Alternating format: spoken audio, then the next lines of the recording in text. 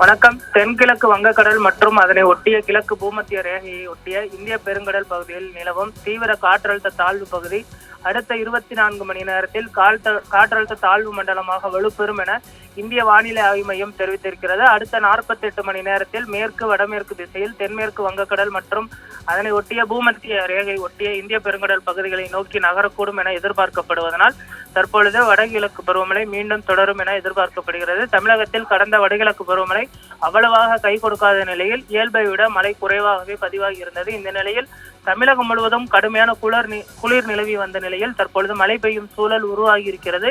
இன்று முதல் தமிழகம் மற்றும் புதுச்சேரியில் 6 நாட்களுக்கு மழை வாய்ப்பு இருப்பதாக சென்னை வானிலை ஆய்வு மையம் தெரிவித்திருக்கிறது. தமிழகம் முழுவதும் கடந்த சில வாரங்களாக குளிர் அதிகரித்திருந்த நிலையில் தற்பொழுது மழை மீண்டும் உருவாகும் என்றும் எதிர்பார்க்கப்படுகிறது. குறிப்பாக ஜனவரி 9 12ஆம் தேதி வரை கனமழை முதல் அதிகனமழை வரை பெய்யலாம் என்றும் எதிர்பார்க்கப்படுகிறது. இதனால் தமிழகத்திற்கு 2 நாட்கள் ஆரஞ்சு நிற எச்சரிக்கையானது வழங்கப்பட்டிருக்கிறது. 3 மாவட்டங்கள் அதிதீவிர கனமழை பெய்யலாம் என்றும் எதிர்பார்க்கப்படுகிறது.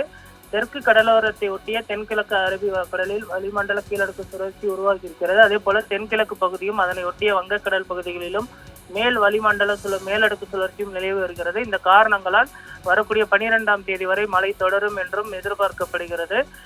மழை தொடரும் என்றும் எதிர்பார்க்கப்படுவதனால் வருவாய்த்துறை சார்பில் உரிய முன்னெச்சரிக்கை நடவடிக்கைகளை மேற்கொள்ள அந்தந்த மாவட்ட நிர்வாகங்களுக்கும் அறிவுறுத்தப்பட்டிருக்கிறது. டெல்டா மாவட்டங்களை பொறுத்தவரை விவசாயிகள் இந்த வேளாண் பணிகளை வரக்கூடிய ஒரு 4 நாட்கள் நிறுத்தி வைக்குமாறும் அதற்கு முன்னெச்சரிக்கை நடவடிக்கைகளை மேற்கொள்ள வேண்டும் என்றும் தற்பொழுது அறிவுறுத்தலானது வழங்கப்பட்டிருக்கிறது. தஞ்சாவூர், திருவாரூர், மயிலாடுதுறை உள்ளிட்ட மாவட்டங்களில் கனமழை பெய்யலாம் எனவும் எதிர்பார்க்கப்படுகிறது. சென்னையை பொறுத்தவரை மிதமான மழை பெய்வதற்கு வாய்ப்பு இருப்பதாக சொல்லப்பட்டிருக்கிறது.